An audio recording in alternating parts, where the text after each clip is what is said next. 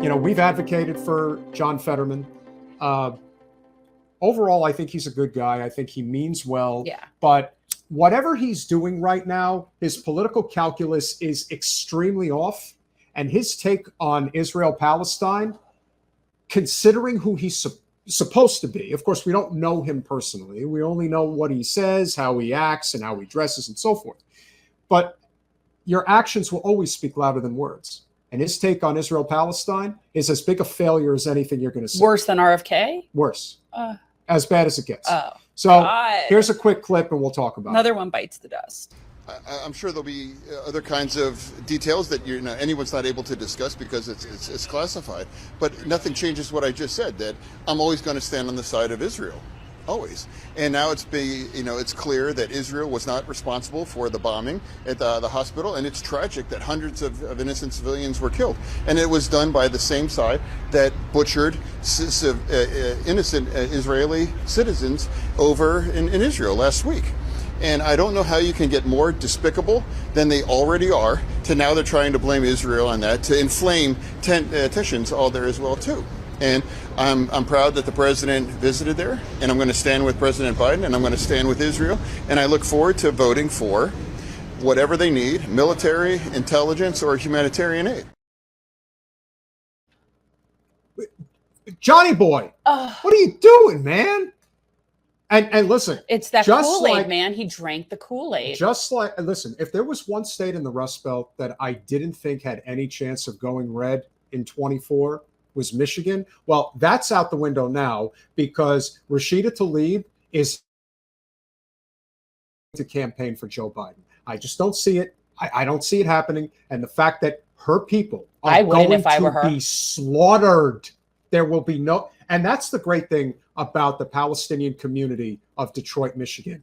They protect Rashida because the establishment has come after her twice now with a lot of money. But Rashida still wins by 30 points. And so when she stands up for her constituency, and she'll do it again, and if that means that, let's say Trump wins, if Trump wins Michigan, he's winning the presidency. That's not even a question. But something along those lines would be pretty damn significant. Here's the rub now. Is John Fetterman literally throwing Pennsylvania away from Joe Biden? There was nothing, not even a shred of criticism, not even a little bit. It was this blank slate. Israel, do whatever the F you want. You want to literally mow down people in the Gaza Strip? Go right ahead. I really want to pull up that picture that I use of Kramer holding the kid upside down in karate class. And every time that we talk about this, Colin, I want if you got that one. Well, no, it's an easy one. It's Kramer in karate class and he's holding the kid upside down. But there's a bunch of them. But that's what this is. So I find it offensive that people are referring to this as a war. I find that offensive. I find it offensive that people even refer to this as a conflict. It's not a conflict. It's an occupation. They're different. This is a conflict like slavery rebellions were a conflict. This is that kind of conflict. So if you would look at a slave rebellion and say there are two sides there, then that's this. That's what this is the equivalent to. So I'm tired of people saying it's a war. It's not a war. There's no war.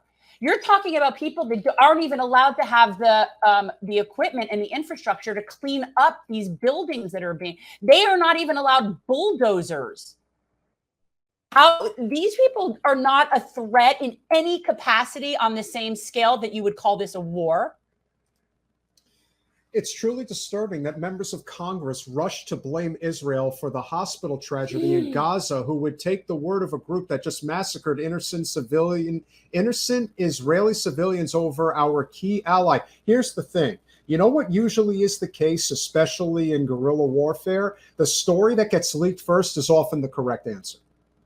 It's when the media propaganda has to get involved that they have to distort the truth, which is why the New York Times had to change their banner headline on what happened at the Gaza hospital 3 times. The only reason that happens is if they have to create a narrative to convince people that what's happening there is completely justifiable on behalf of the Israeli armed forces. Okay, why would we take the word of a group that just massacred innocent Israel civilians? Okay. First of all, the people that I saw reporting on this were not people from Hamas, right? Like it were Palestinians in the region that reporting on this, but it wasn't like the head of Hamas saying, oh no, it wasn't us. So no, that's not what we're going with. But Israel is not only in violation of so many international laws that we ended up with removing ourselves from the International Criminal Court. Okay. So when you're talking about people that lie, they have bombed that hospital, I want to say like within a week prior, but this hospital has been a prior target of Israel. So to say that it was an accident, and by the way, the power necessary, or the whatever you would call it, the tools necessary to create that type, the weaponry, that kind of explosion isn't even had by the people that they're blaming. That kind of weapon is exactly. Thank you, Colin. Every time we're talking about Israel and the Palestinians, this is the image that I want to be in people's heads, because this is when you would call this is about as fair of a fight as that is a war. It's absurd. And I am so tired. And all this shows to me is that we have a Congress, just with very few exceptions, full of people that are willfully, remember, there's one of two choices. They're either willfully ignorant on this, where something's not right, but they're choosing not to know because they don't want to ruffle feathers, so they don't really want to dig too deep, or they know and they're lying to you. That's it. Those are the two choices. And it's sad for me to say, I don't know which one Fetterman falls into. I'd like to say willfully ignorant, although again, that's not necessarily a bonus. But yeah, no, this is not a war. And no, I don't believe Hamas people about their massacre. And I think that's horrible. And I don't think there's anything okay about that.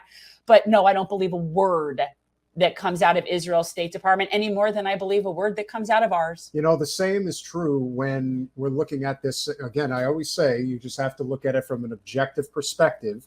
There is no defending what Hamas did. But if you cannot see that having what is essentially an open-air prison of over 2 million people, because you're trying to commit an ethnic cleanse, is not going to spur terror cells, again, you can't be willfully ignorant on this issue. What you can be is believe that there should be an ethno-Jewish state. Now, if that is what you believe, then just own it. Doesn't mean it's right, but to pretend like you're not going to massacre people in order to create it, you're a fool. It's not possible. It's not possible. And the only way that this ends without endless war and without more Hamases popping up all over the place is you have to end the occupation. There is no other way. And I recently, and I had forwarded it to Peter because I kind of wanted to put it, like link it to stuff. But Democracy Now! Guys is really doing, I believe, a very good job.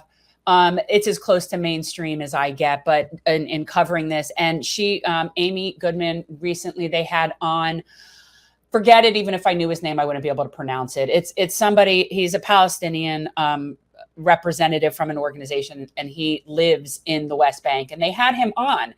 And the sentiment that the world has right now regarding this is Israel is wrong, the United States is wrong for supporting it, and we are being blamed in that same vein.